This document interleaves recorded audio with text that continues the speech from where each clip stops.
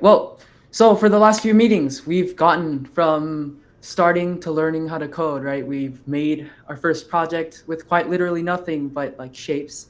And then we've made it all the way to this point. We've learned variables, we've learned more shapes, we've learned coloring, animations, mouse movement. We've learned so much, right? And now we're going to kind of build into a little project. So this is going to be our last major teaching lesson. And then the next 2 weeks, we're going to do something a little bit less guidey, where we're going to have you guys make your own project, something similar to this, using what y'all have already learned. So we're going to discuss this more in future meetings, but just keep an eye out, right? We're not going to hold your hand for the rest of the time. And then next week, think of an idea or some game you might want to make or some project you want to show off. And then we're going to help everyone work through that from next meeting and the meeting afterwards. Okay, so just a quick review from last time. I know we didn't really get to the random or the shooting stars that very deeply. So first, I guess we're just going to try to create the shooting stars if you guys didn't do so already. First is the random function. Wait, can everyone see my code? Okay, yeah. So basically, if you set a variable, let's say just,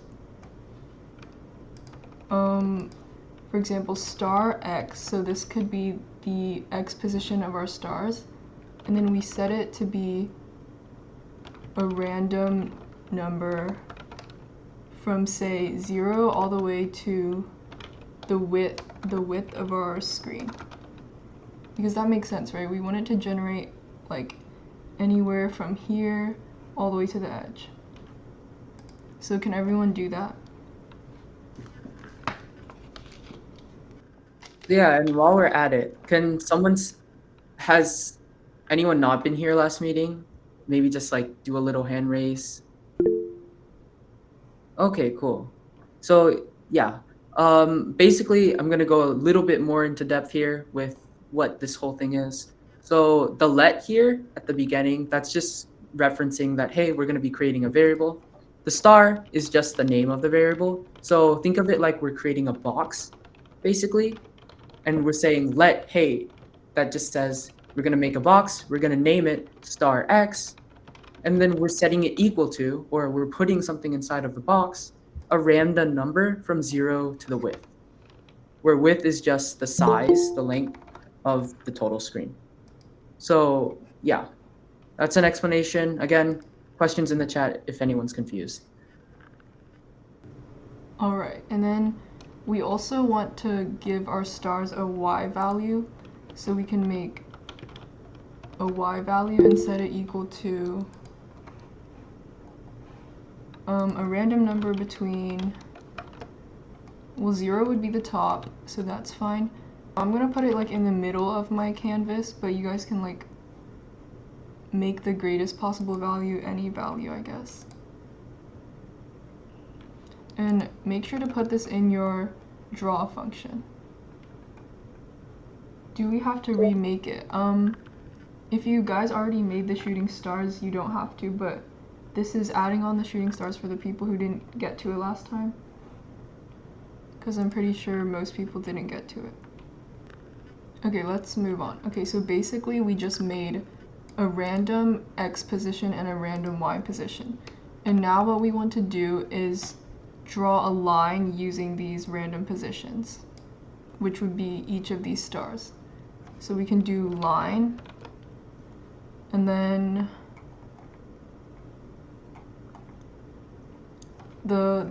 how the function line works is the first value is the x position of the starting point.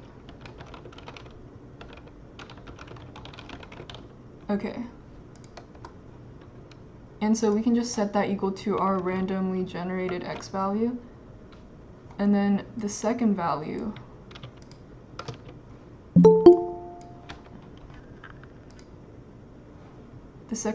is the y position of the starting point. So our starting position of our line is the point that we randomly generated up here. Does that make sense? Okay. And then for the next two values in this function, it will be the x position of the ending point and the y position of the ending point.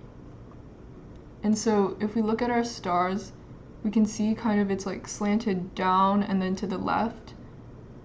So we would want our ending point x position to kind of be a little to the left. So we would like subtract a bit. And then for our y position, it's obviously below. And remember that for y position, if it's lower, that means the value is higher because 0 starts at the top. So we would just add some pixels, and that should basically be it. And you guys can also like make sure to add a stroke color and a stroke weight so your stars look like stars.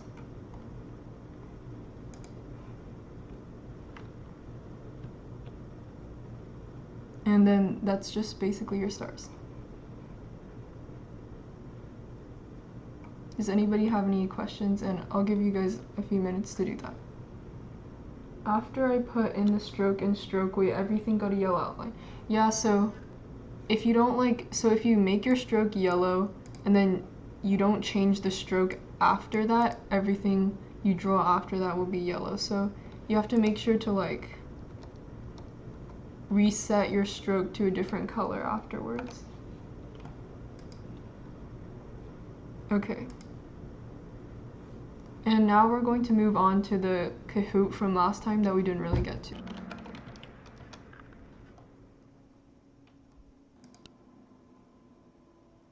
All right, pretty easy first question. Let's see who gets this right.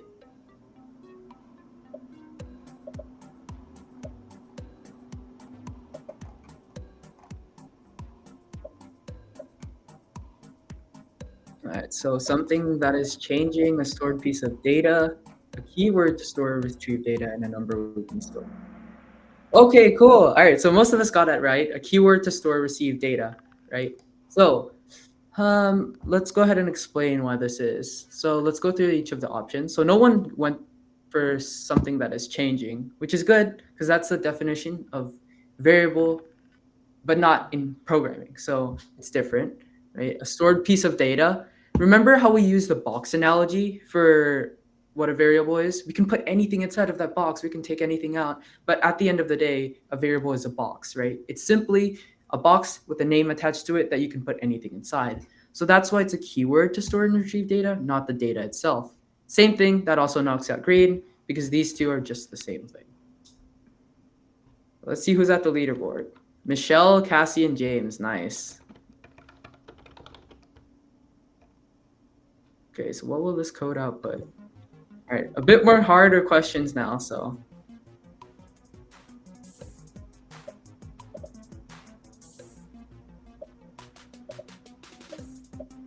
5 seconds left, almost.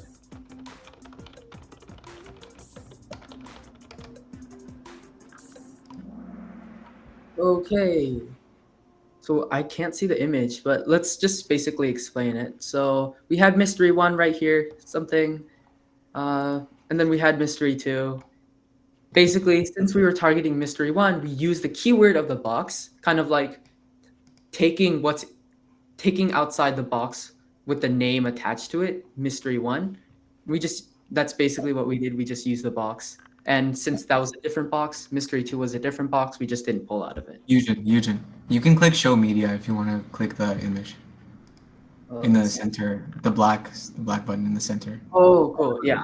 Yeah. So again, just what I explained. There's 2 boxes, mystery 1 box, mystery 2 box. We only grabbed out of the mystery 1 box, so we only pull out the value for mystery 1 box.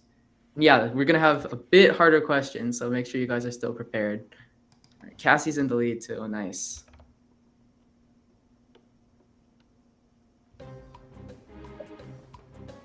Oh, yeah, this one's gonna be a bit more challenging. Let's see how many people get this.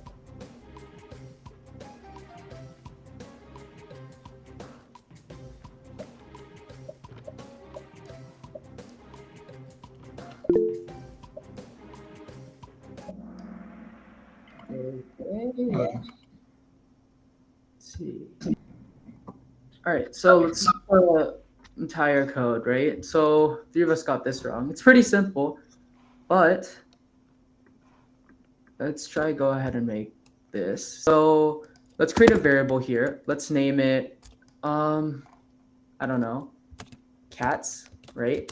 And then we name it are cool, right? So we created cats are cool.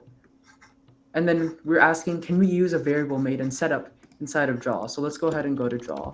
So print cats. We didn't get to this in last lesson, so we're going to briefly touch over this. But this is something called scope, right? So think of these as like individual houses. So here's the entire world, right? This is the world. Everything outside, anything made in here can be used by everyone, right? Because everyone can see it. But think of these as like little houses, right? We don't want people to go inside of other people's houses. So whenever we have something inside of our house, so let's say we have a picture of a cat, we don't want someone to walk into our hat and just be able to take that picture of a cat from us, right? It's our cat. So whenever we try to use a variable from another a variable from another function, that's like trying to get into someone else's house and taking a picture of their cat or taking a picture of their dog or taking their ball, their toy, anything, right? We don't want to let it happen. So this also makes code cleaner, right? If we separated things like this, then we can also have our own cats like this. So let's say this house doesn't like cats. So let's say are not cool. Okay, so this house likes cats. This house doesn't like cats, right? And both of these can exist at the same time. So let's print out cats here. Let's also print out cats here. And then let's do a no loop. So it only happens once. Right. And then let's go ahead and try and run this. Okay. Let me just fix this real quick. Okay, cool. Yeah, let's go ahead and move on. Okay, so it shifted a lot. James, Michelle, and Ali are in the top 3. Nice. All right, double points. Okay, cool. So let's see what this one is.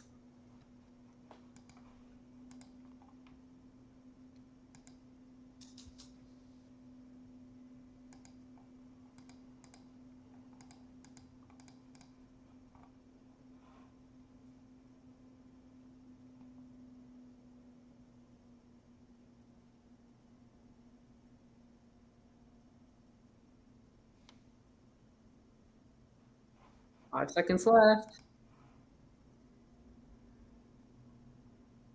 Okay. All right, so another tricky question. So let's go ahead and look at the code here, right? So we can actually use what we looked at this as a hint. So let's knock out the answer choices. Firstly, right?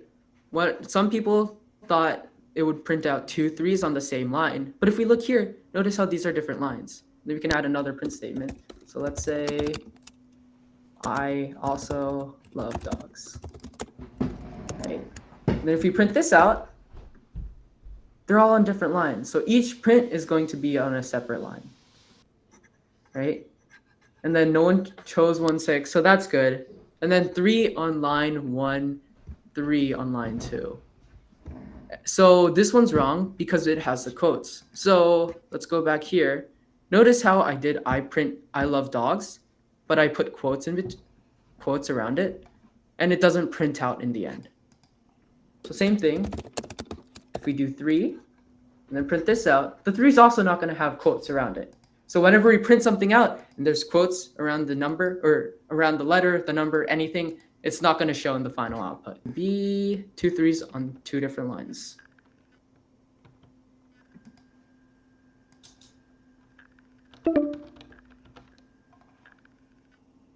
This one's a bit more challenging.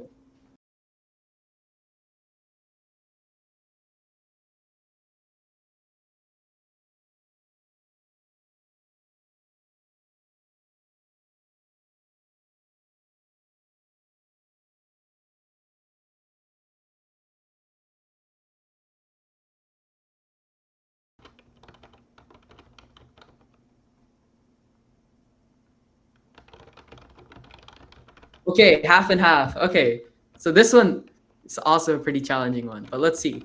If we remember all the way back to the first lesson, what did we talk about, right? How many times the draw function runs in 1 second? And if we remember, that number was 60. So if I print out I love dogs, so let's remove the I loop, the no loop. And then instead, let's just do print.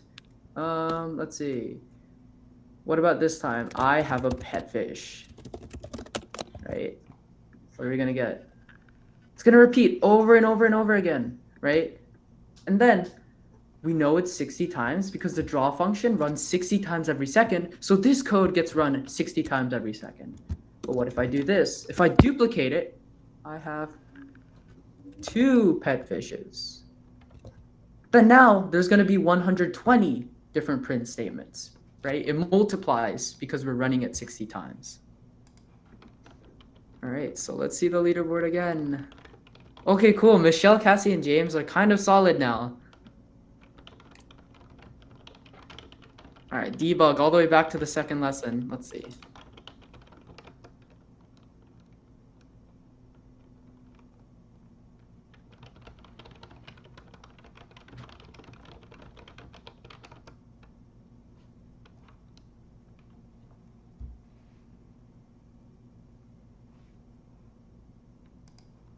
Okay, a couple of us put remove computer bugs. And it's kind of true, but the closest definition is fix errors. All right, nothing seemed to have moved either this time. Another double points question, so this could shake things up. Let's see.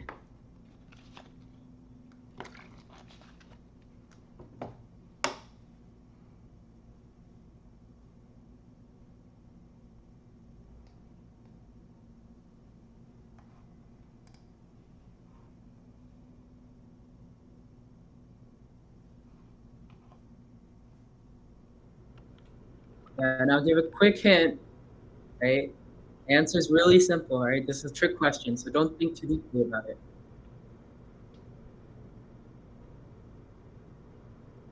Okay, so nice. Most of us found the solution, right? But the reason why red would be wrong is, well, what does random number produce? What does random produce? Let's ask, hey, Ayush, can you tell me what random does? It gives you a random number between the two values. Exactly, right? So each time I run that code, it's going to be a different number. So let's go ahead and look at this.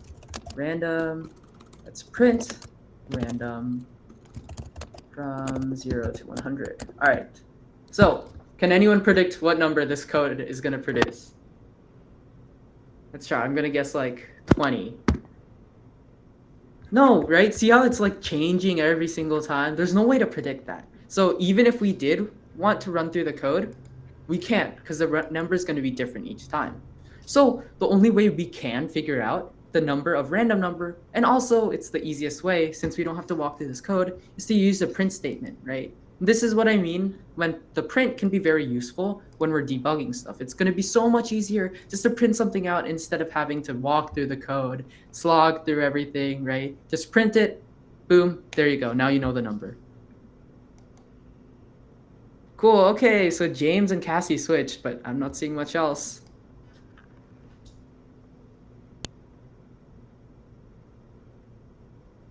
Oh, what? Okay.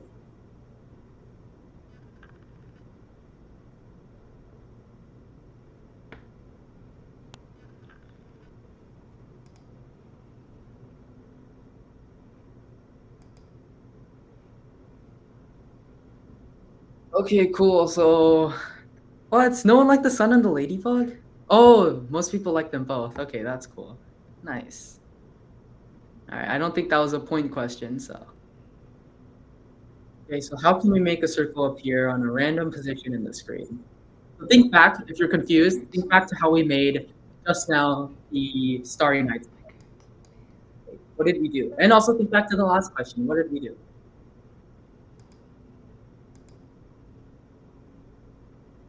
Okay, wait, this one, okay. This one actually tripped up a lot of people. All right, so let's knock out blue first. So, Zoe, can you tell me why blue is wrong? Okay, how can we make a circle appear on a random position on the screen? if we did blue, well, I don't think you can't put just one value inside the random function. It needs two, a lower one and a higher one. Right. And it also needs to be lowercase random. If you remember back to one of our Kahoots we did last time, right? Capital or lowercase letters are very important when naming things, when naming functions, when naming variables, right? You want an exact match. Well, let's look at the other ones, right? Circle. Why is this one wrong? Well, again, capitals. This one is capital circle. Lowercase circle is what works. So let's try here. Creating a circle. Then let's make it 50 by 50, or 50, 50, 50. So this should be a circle at position 50, x, 50y, with a radius of 50. And it's not going to work. It doesn't exist, right? And we can actually read this written circle instead of lowercase circle. So now if we change this, it should go ahead and work properly. Nice. All right, and yellow, let's see this one. Or let's see red. Same thing, random is capital when it should be lowercase. Okay, so last question. Let's see who ends up in the top 3.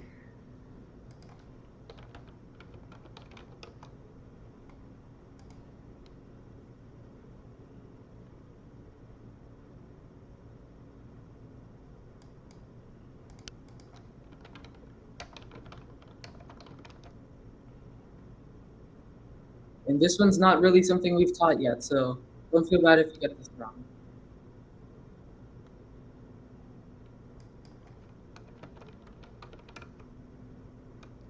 Okay, so pretty even divided, right? Let's look back at the code. And let's go ahead and try this. Let's say, I love all pets. Cool. Okay, what happens if we run it? Well, it's going to do something unexpected. So let's try this. It's going to ask us to print out the page, right? And basically, the reason why it does this is because, going back to the language itself, JavaScript is still a language, right? So we can still use it. You can still use JavaScript without putting anything in a function, right? In P5, I'm pretty sure there's no wrong answer for this. Yeah, I didn't put a wrong answer. In P5, it's not going to work because it's a code. It's a code editor, and you're using a specific language. But I just want to tell you guys that when you're doing projects independently, or in the future when you're making when you're making projects outside of P5, you're not going to have this issue where you can't print something out on the bottom line, or you should put everything in a function. And most things are actually going to be done in the baseline. So it's going to be done like this. So instead of putting everything in the setup function, we might put everything out here like this, right? This might be how it's done in future projects. So I just want everyone to recognize that it's not always going to be where you have to put everything inside functions in order for them to work. Okay, cool. So let's see who ends up in the top 3. All right, third place is Cassie with 5,750. Nice. And then James. And finally, let's see here. Michelle, nice. Okay, cool. I am going to write your names down so you guys can go ahead and get prizes. Cool. All right, cool. Yeah. So, yeah, this is actually my favorite part of this lesson because up until this point, we've dealt with variables, which made our program a little more complex. But conditionals are like a step further. You can make decisions with conditionals. You can actually choose when to do what using conditionals. Yeah, hopefully you guys are thinking of examples of when you could use it, as Eugene asked you to. So I'll give you a little more formal lecture on it for a second, and then we're going to go into a project regarding conditionals. So conditionals, they're simple. All they do is check if something is true. So you have to use if statements to control which code runs based on a condition. And that makes sense. The word if means you're telling the compiler basically, if something is true, then you're going to perform something else. However, if that condition is not true, you're going to perform the other thing. So the else condition, essentially, it gives you an alternative. If your if condition does not work, then it will go straight to your else condition. And now this may all sound like super complex right now, but I'm gonna go over. We're gonna go work a project right now, very simple, and then you're gonna understand it a lot better. So before that, if you look at this diagram, I think it breaks it down a little better. This is the condition in this box, and then the computer can choose two routes, either the green arrow or the red arrow, and that's based on if the condition is true or false. If it's true, you take the green path and you perform the first code block. If it's false, you take the red path and perform the second code block. And this is what makes your program super flexible. So we're basically going to be making a sun sketch. I'm going to make my background a little different, but this is how it's going to look like. So we're going to define variables, draw the scene, add the if conditional, and then we're going to add other elements to this. Cool. So first things first, I'm going to create two basic variables, and I'll explain them as when we implement them in our draw function. And I would appreciate, and I hope you guys are following along because this is very important. Okay. So first, I'm going to create a variable for the sun height. I'm not going to assign it to anything yet, and I'm going to show you why in just a second. So if you noticed on the picture on the slide, we had a horizon, a sun, and then the horizon split the grass and the sky, right? So I'm gonna make a line for the horizon, okay? And I'm just gonna set it to since our canvas is 400 by 400, I just want the horizon to be right in the middle. So I'm gonna set the Y value of the horizon to 200. So we're gonna change these variables up and implement them really, really soon. Okay, now I'm gonna go to my draw function. And what I'm gonna do first is I just want to make my background black. So yeah, there you go. So, and the reason I'm setting it to 0 is because I'm gonna change the background later on, and you're gonna see basically how the background changes based on our sun's position, right? So now back to sun height. The reason I declared it up here and did not give it a value is because I'm gonna do it in the draw function. So I'm gonna set sun height to mouse Y. And so yeah. And so there's a big reason why I'm putting sun height to mouse Y in the draw function. Yeah, so basically we went over conditionals. It allows you to choose, it allows you to tell the program what to run based on the condition. We just started building our project. So basically, we created a sun height variable to track the height of the sun. And we also created a horizon. And let me actually, yeah. So we created a sun height variable, and that will track the height of the sun, and we set it equal to mouse Y. And now what this does is it allows it to follow the position of your mouse in the Y direction, and we're going to see that in just a second. I also created the horizon at 200 for the horizon line. So what I'm going to do is create a quick sun, okay? And I want you guys to follow along with this. If you remember from the last couple lessons, this goes all the way back to the beginning when we were creating circles. In fact, we created one in the lesson today. So what we're gonna sorry, no quotes. But what you're gonna do is the circle has the x value, which I'm gonna put at 200, some y value, and then I'm gonna put 100 afterward. So what do you guys think I'm gonna put for this y value? Can you guys type in the chat?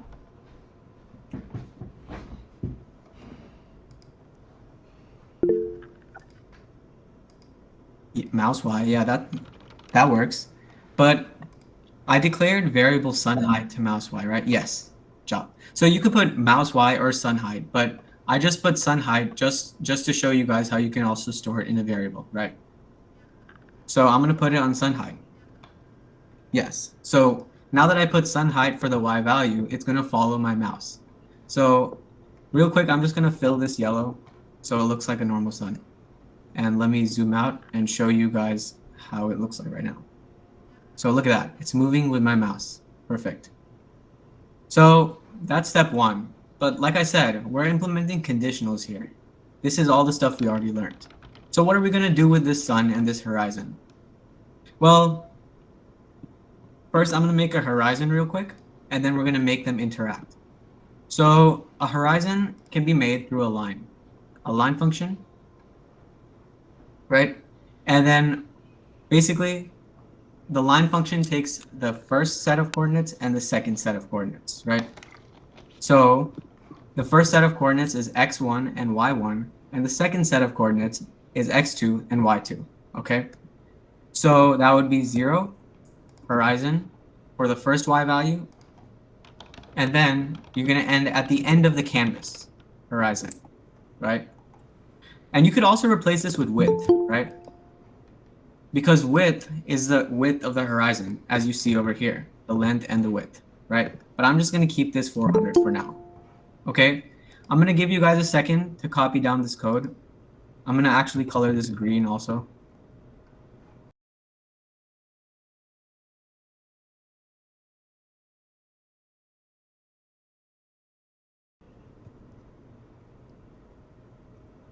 So yeah, I wanna while everyone's copying this down, I wanna briefly recap on the Kahoot we just did. So notice how sun height and horizon are defined at the bottom, and they aren't defined in a function.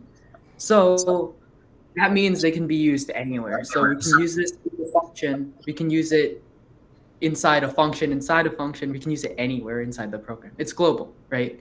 Everyone has access to it. Everyone can walk out of their house. Everyone can grab a flower from their local neighborhood. What we're going to do now is an if condition, right? So we're going to type if. And in this if, we're going to check if the height of the sun is lower than the horizon, right? And if it's lower than the horizon, the background is going to be light blue, right?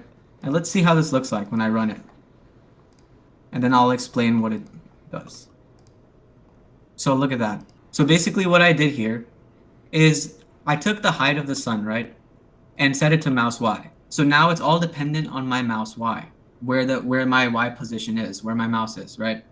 So whenever my sun height, so the height of my sun, so the Y position of my mouse, they're all the same, right? Whenever that goes above this horizon line, then the background changes to light blue. Otherwise, it changes to black.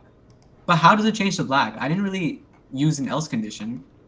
How do you guys think it's black if I didn't have an else condition? So why is it that it's turning light blue when we go above, but then anytime else, right, the color's just turning to black, right? How do we know it's going to turn to black?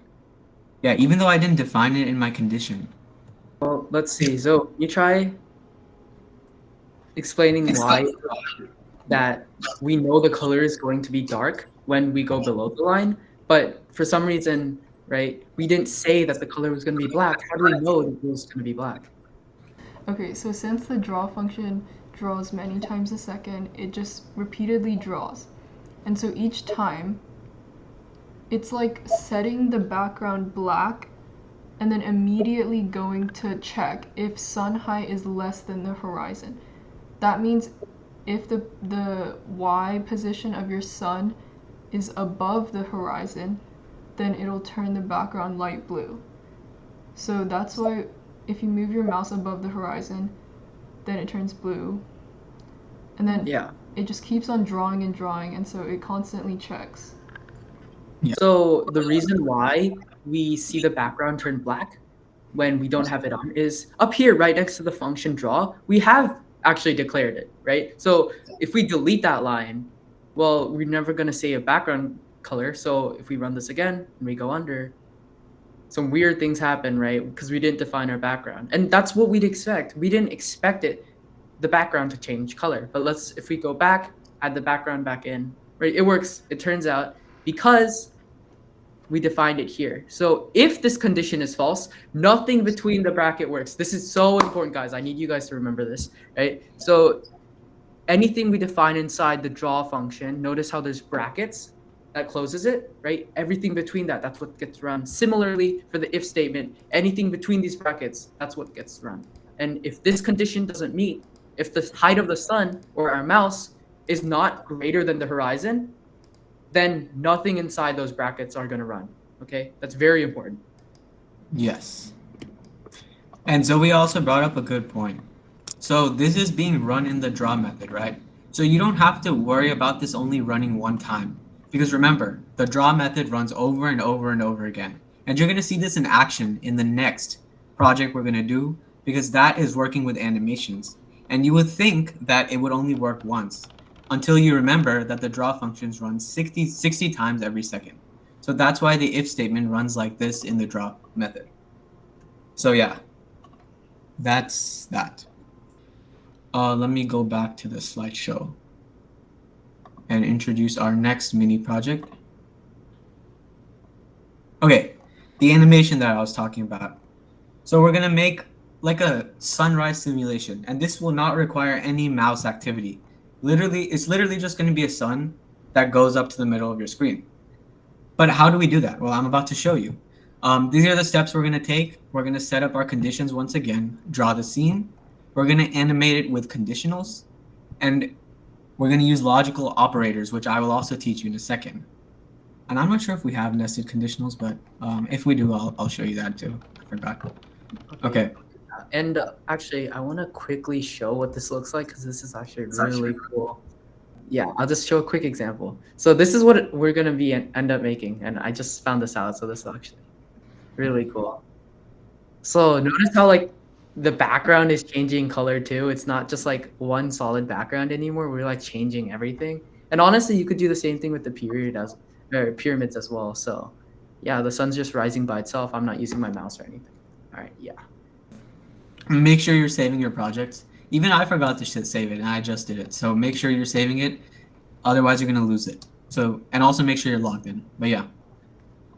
So what I'm gonna do is I'm gonna go back to my P5, and I'm gonna create a new sketch. Let me make sure it's saved once again first. Okay. So what I'm gonna do is click File, New, and I open the new sketch. Right. So what I'm gonna name this is whatever I called it. It's a sunrise animation. Sunrise animation. Cool. Right. Yeah.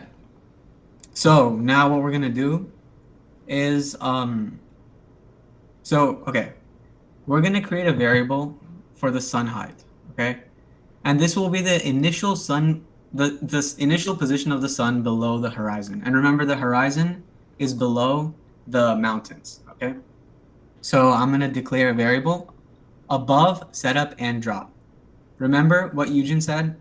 Whenever you declare a variable outside of the functions, it's global. So always remember scope when you're creating these variables.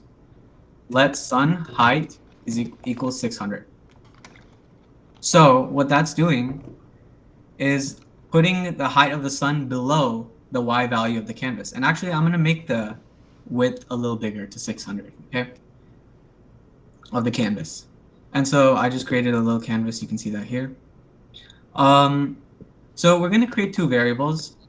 And these are the variables we're going to use to implement a color change. If you remember from the animation that Eugen just presented, that we're building right now, the color has to be changed. When the sun rises, the background color changed, right? So we need to find out a way to implement that. So I'm going to actually put, so there's another, so you already saw, you can do colors using numbers from 1 to 255. You can even declare them using strings, right? But there's another method of, making colors, and that's called red, green, blue, or RGB. Essentially, every single color on the spectrum is made by a combination of these three colors, right? If you rearrange them in any sort of order, they can create all sorts of different hues, right? Or colors with different wavelengths. And that's how you get a bunch of different colors, right? So RGB is a very, very useful tool in programming, especially for web development, app development, and this game development, right? Or P5, right? So you can also use red, green, and blue values. So what I'm going to do up here is I'm going to declare two variables, and I will pause after this for any question. So I'm going to create red val, which is red value equals 0, and I'm going to make green value to 0, right? And then I'm going to keep the blue value constant throughout this, right? And so what I'm going to do in the background is I'm going to add red val, green val, and 0. So 0 is going to be my blue value, okay? Just because I wanted it to be. You can do whatever you want for this, but remember, the only two things we're changing actually are red val and green val. I also wanted to explain the reasoning because you might seem like confused. Why am I using variables for the background? Well, again, we're making a changing background. Whenever you want to change something in your program, you probably want to be using variables because you can't just do that with just numbers or just, solid values. And this is where variables and conditions come hand in hand, right? Okay, so the next part is drawing the background. And you all should know how to do this by now. But I will I will just go through and make the shapes real quick. Okay. So it's something called code comments, right? And they're really important, especially if you're working with a team or if you have like a big block of code and you're gonna go back to visit it a week later and you just forget everything, like what each part of the code does.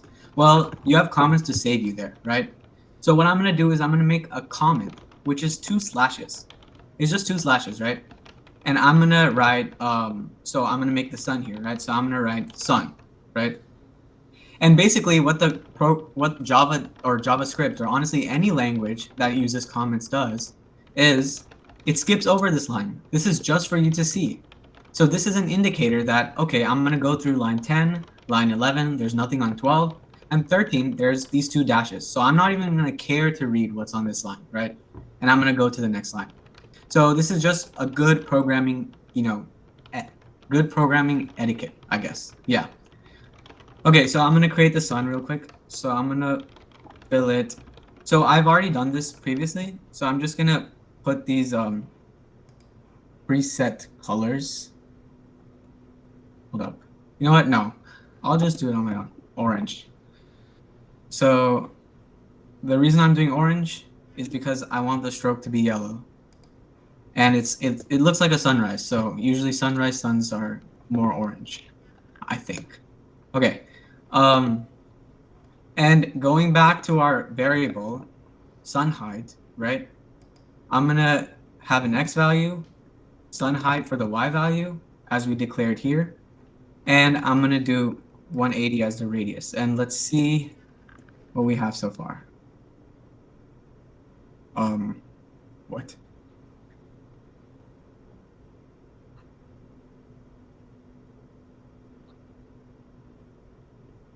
Hold up. Why is this black?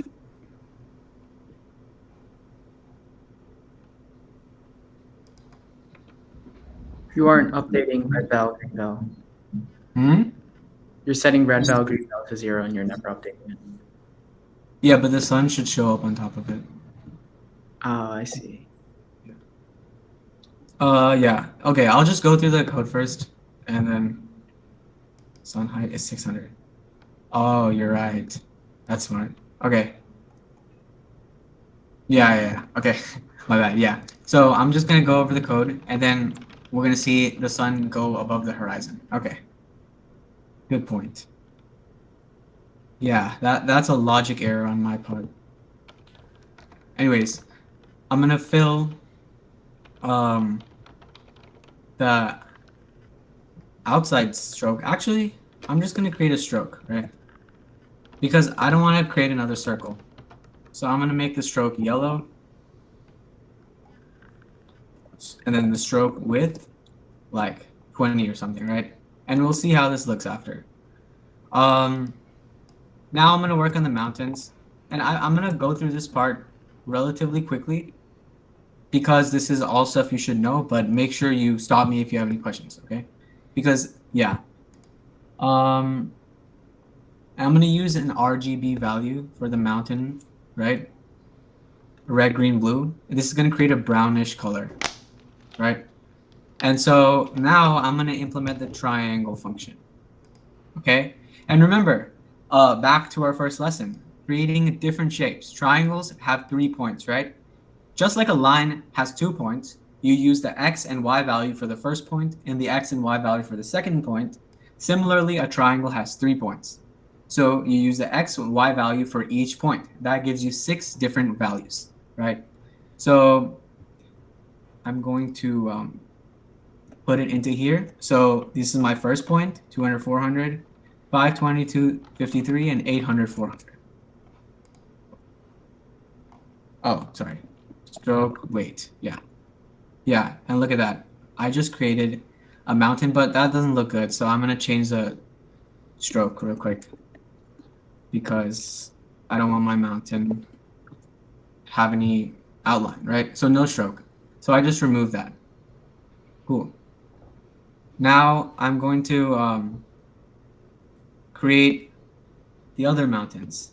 Okay. Okay. That's another mountain, right? So what I'm gonna do is I'm just gonna copy all the mountains. What error? Oh, you're talking to someone else. Okay. So what I'm gonna do is I'm just gonna make all the mountains right now as I have pre-made it, and it's the exact same thing, right? But this time I'm just putting it in different positions, right? And this is something you need, as we learned in the first lesson, you need to be testing out these different values, right? But for the purposes of time, I'm putting it here right now, right? But generally, you would want to be testing the values you're making so you can put it in, so you can align it properly, right? So yeah, it's a little tedious, but once you get through it, it looks cool, just like this. All right. Now we have the mountains, and that's basically it. We have the sun, we have the mountains, and now I'm going to implement the conditionals. Okay. So I'm gonna write out a condition. Yeah. So I'm gonna show you the next part, and it's really cool. This is where you can actually change variables up, and as far as I know, we haven't seen that yet. So, um, what we're gonna do is first put an if condition, right? And so what I want to check first, and I'll write this down and I'll explain it as I go, right? So what I'm gonna put is if sun height, so if the height of our sun, and let me actually zoom in here a little more maybe. Yeah, so right here I'm writing. So if the height of our sun is greater than 130, right? And so we're starting below, right? So we're starting below the entire canvas. And we want the sun to move up on its own. So, and stop at this point 130, right? Meaning, while the height of the sun is greater than 130, meaning while it's in this region below this 130 line, what are we going to do? Well, we want to decrease the variable of the sun height by 2. Now, this is some weird, syntax that I bet you guys have never seen before, unless you do coding, which is really cool, right? This is a simplified way of saying sun height is equal to sun height minus 2. Now, what does that mean? That means I'm reducing the value of sun height, and I'm reducing the value of sun height by 2 on every single frame, right? Because it's in the draw method, right? While the sun height is greater than 130, I'm reducing the height of I'm reducing the value of the variable by 2, but that also means I'm increasing the height of the sun since it goes towards 0 as you're approaching the top, right? So that will make sure on every single frame you're going to your sun is going to climb up by 2, right? By 2 little units until it reaches the point 130, which is probably around like right here. And we'll see that in a second. So let's see that actually. Do we see that? Yeah, look at that. So let me zoom out. When I run it, your sun starts all the way at the bottom, right? And it comes up right behind the mountains and it stops at 130. And why does it start under the mountains? Well, remember, our sun height started at 600 and we're changing that variable by 2. And now actually I'm going to change this piece of code back to minus equals 2 because that's called a compound operator, and that's like shorthand, and that's much more efficient, right? I'll give you guys a second to copy this down. I'll also show you how you can do, I'm not going to run this, but I'm going to show you that there's so many different ways you can use these operators. You can do plus equals, which is sun height equals sun height plus 2. You can divide, you can multiply, and this is essentially how you change variables, okay? So please copy this if condition down. Now, what are we missing? We're missing something really big here. So we got the sun to go up all the way to 130, right? And stop there. But what about these values? They're just sitting there. They're not doing anything. We need to change them. The red value and green value. And this is how we're going to change the background color based on the level of the sun, right? So what we're going to say, what we're going to do is if sun height is less than 480, then we're going to increase the red value by 4. Remember, plus equals. And green value by 4, right? So when we run this, look at that, right? So basically, why does that work? Because, well, 480 means you're under the canvas, right? So as soon as you get to a specific point under the canvas where you can see the tip of the sun coming, then your colors are going to start changing. As you remember, 400 is the height of the canvas. So when the sun is about the center of the sun, when it's about 80 below the canvas, you start seeing the top of the sun show up, right? And that's about when sunrise begins. And so that's why the color starts changing then, right? And of course, you stop at 130. And now to the red value and green value part. On every single frame, it's going to check if this condition is true, right? In the beginning, remember, it's not true.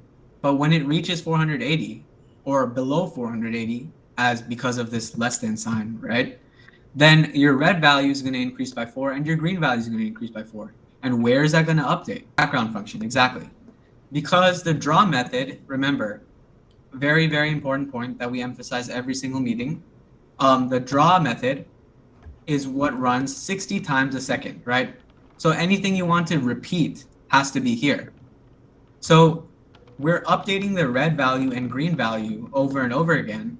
But as we're doing that, to make sure that the background changes based on the changes in the value, we're making sure that the background is flexible. And that's why we put values, red value and green value over here, right? And boom. This is how variables and conditionals come together to make flexible programs. Now, I'm going to zoom into this so you guys can finish this code. So hopefully you guys understand the importance of conditions now. You can really do much but create shapes. And with like you could create cool backgrounds and stuff, but you couldn't do much more than that. But now you have conditionals and you can change a bunch of things. Right. And I want to actually talk more about that. So now you can track mouse movements, you can make animations, you have conditionals, right? You have variables. That gives you a lot of power. Just so like I mentioned earlier, just continue thinking about what like you can make with that sort of power, right? I mean, even with this project, right? You can make it so that the sun changes intensity whenever you move your mouse closer or farther away from it, right? There's so many different things, different layers you can add on top of that. So just keep on thinking about it, how you can improve, and then yeah, put that all together in your final project. Actually, Ayush, so I want to ask you a question. It's looking kind of very static right now. How would you say, like what I mentioned earlier, how might you come up with a plan to program where if you move your mouse closer to the sun, then the sun will become brighter? How might you go ahead and code that? I will do it based on my mouse X and mouse Y position, right? So what I'll do is compare the position of the sun to the position of my mouse, right? And if it's within a certain range, it's gonna update based on the color. So that's something that's probably the way I would approach it. Oh, yeah. And remember, you can stack conditionals on top of each other. So I messed up a little bit earlier when I mentioned like like operators like and or etc. when when the topic was conditionals. But you can combine things. So for example, here sun height is less than 480. You can use double and then make it so that if two things are true, then something happens. Or if only one thing is true, or another thing happens. So we haven't quite gotten to that. We might get to it in this lesson. But that's a cool way you can go ahead and implement what me and Ayush are talking about. Yes, and also you can also nest conditions within each other. And nesting is basically like you put one if statement within another if statement. Now again, we didn't do that today, but next time when we like start the stuff, the new stuff and the project, we will ask you guys, we'll show you guys how to do it and ask you to implement it. I want to show you guys an else statement real quick because I realized we didn't do that. So back to this project where we did the up and down, right? Instead of having a background, like I know this is default black, but what if I wanted to be another color, right? What I can do is an else statement. Sorry, that's caps lock on. Okay, else. Else is basically the other. Like, if it doesn't go this way, if this condition is false, basically, then it plays whatever's in this code block. It runs whatever's there, right? So if the sun height is not above the horizon, I want to make the background like green or something, right? And now it's going to be green. You can even do I don't know, blue. Look at that. I made 2 shades of blue. So yeah, I also wanted to show you the else statement because that's also very important. Right. So I want to quickly go over this. So notice how at this point we've gotten very long with the draw function. Like we've had all these mountains made, we've made all these, but honestly, like the code's getting kind of long and we're all putting in the draw function. So on top of what we've learned, I also want to quickly mention that we can just go ahead and take this, create another function.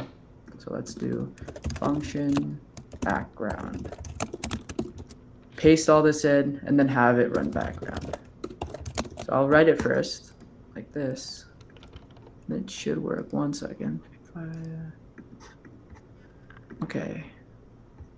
Oh, arguments. Function.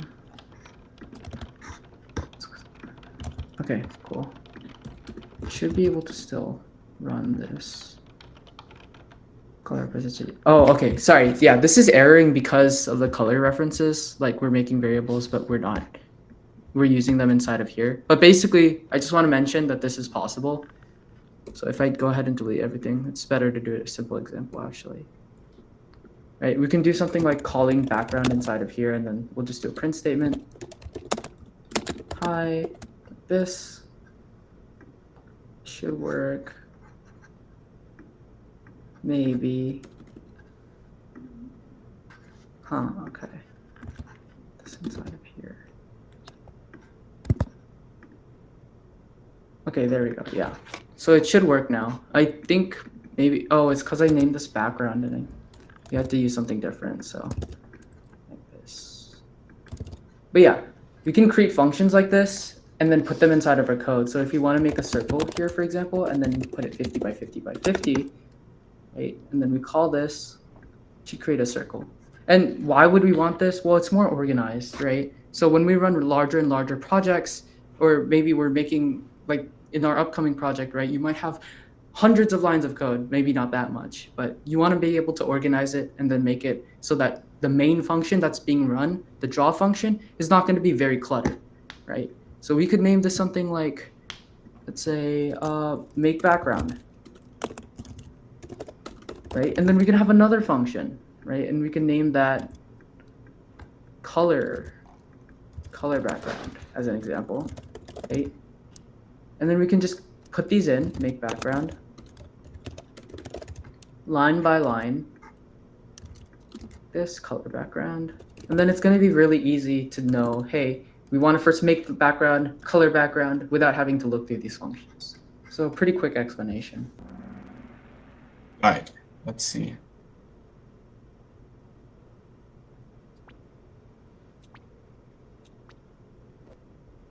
Okay, first question, what's the purpose of conditional statements in programming?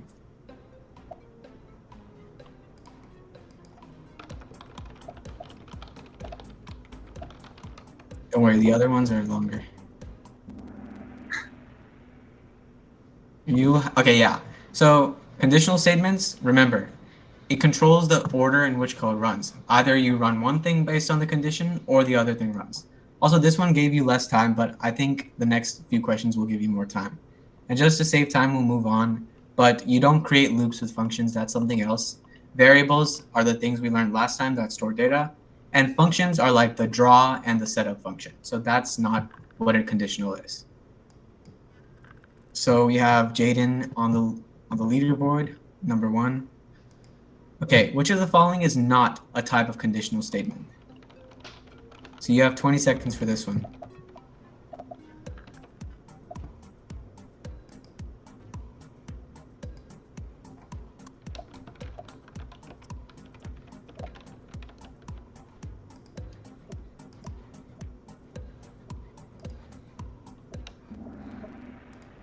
Nice. Okay. So a for is something else. That is something you're going to learn in advanced programming. It's a for loop, but you have an if, you have an if else, and then you also have an else if, which we'll teach later on. If we get to it, it basically is a third condition in between your if and else if you want to specify more things. Another option is just to use a nested if statement where you can put an if inside of an if statement. So yeah, good job. Next question. Oh, leaderboard, big shift. Ali's on top. Nice. What does the variable sun height represent in the interactive sun sketch? Hopefully you were paying attention.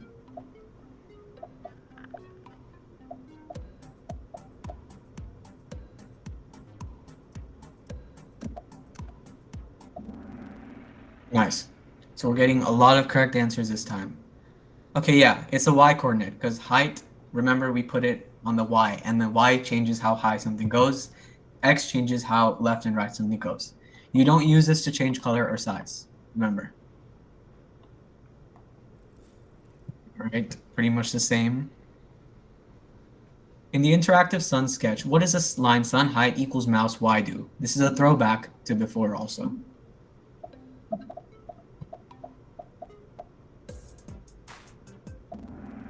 Oh wow, that was really fast. Okay. So these questions seem to be really easy for you guys. Okay. It updates the sun's height based on the mouse's y coordinate. Of course, because we're setting it to the system-based variable mouse y, and it's going to follow your mouse, as we learned in the demonstration. Okay.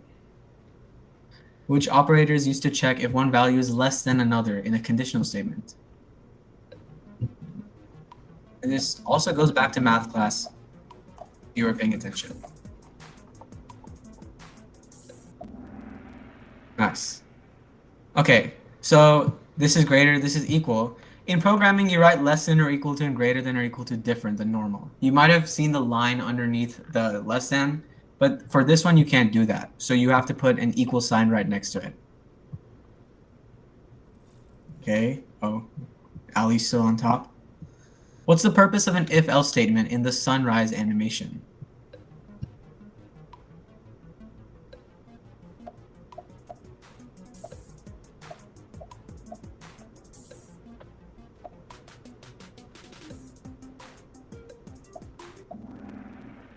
Nice. Okay, so this one got you guys a little tricked up, right? So this one seems confusing, right? But you're not controlling two code blocks based on one condition. One condition can only control one block at a time, right?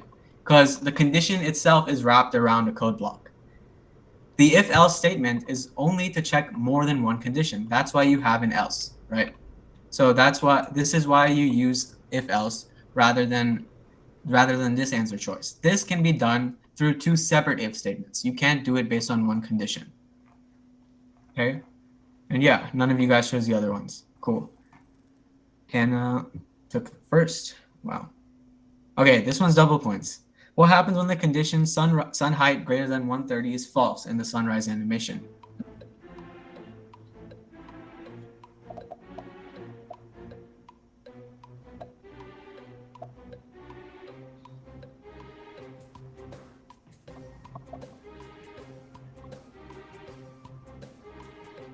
We only have 3 minutes left, looks like.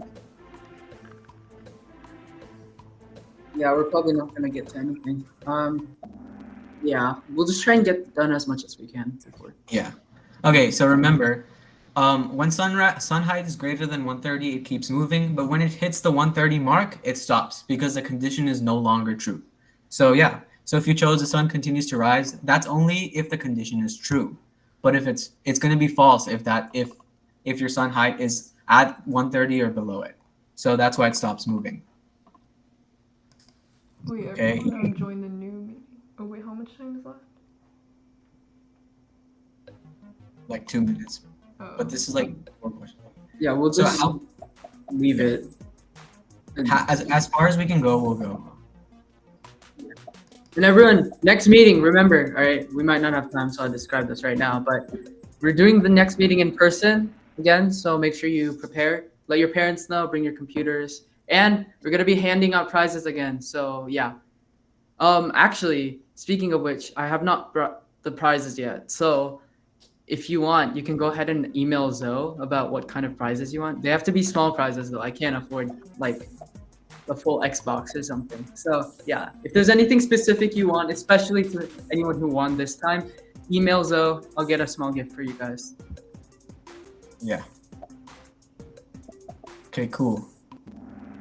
Good job. So this is the sky size color, not the sun's color. Remember, we were changing the background. Probably just one more question. Which built-in variable represents the vertical position of the mouse pointer? I think we already went over this in one question. You might want to start another meeting if others have questions, but I don't know. Yeah, if there's questions, honestly, email us. Ask your Or parents. that, yeah. Yeah, before next meeting. I'll just skip it so we can get to the next question. Mouse Y, it's not Y position, that doesn't exist. So hopefully we can get to this question. Which statement correctly decreases a variable by 5?